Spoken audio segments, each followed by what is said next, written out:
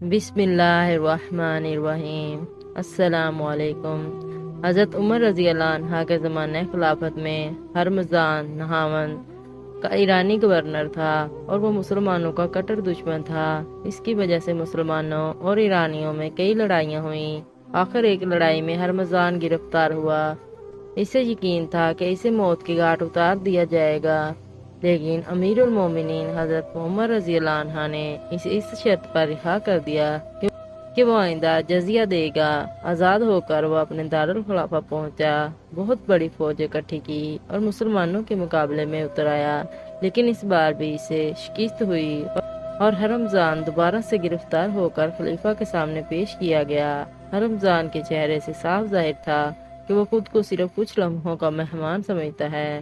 حضرت عمر رضی اللہ عنہ نے فرمایا، تم نے ہمارے ساتھ کئی بار عہد شکنی کی ہے، تم جانتے ہو کہ اس جرم کی سزا موت ہے۔ ہرمزان نے کہا، ہاں میں جانتا ہوں اور مننے کے لیے تیار ہوں۔ حضرت عمر رضی اللہ عنہ نے اسے اسلام قبول کرنے کو کہا، لیکن اس نے انکار کر دیا اور کہا، میری ایک آخری خواہش ہے۔ آپ نے پوچھا کیا؟ رمضان نے کہا، میں شدید پیاسا ہوں اور پانی پینا چاہتا ہوں۔ حضرت عمر رضی اللہ عنہ کے حکم پر اسے پانی کا پیالہ پیش کیا گیا۔ رمضان نے پیالہ ہاتھ میں پکڑ کر کہا، مجھے خوف ہے کہ پانی پینے سے پہلے ہی مجھے قتل نہ کر دیا جائے۔ آپ رضی اللہ عنہ نے فرمایا، اطمینان رکھو، جب تک تم پانی نہ پی لو گے کوئی شخص تمہارے سر کو نہ چھوئے گا۔ رمضان نے کہا، آپ نے مجھ سے وعدہ کیا ہے کہ جب تک میں پانی نہ پیوں گا مجھے قتل نہ کیا جائے گا، میں یہ پانی کبھی نہیں پیوں گا۔ یہ کہہ کر اس نے پیالہ توڑ دیا اور کہنے لگا، اب آپ مجھے کبھی قتل نہیں کر سکتے۔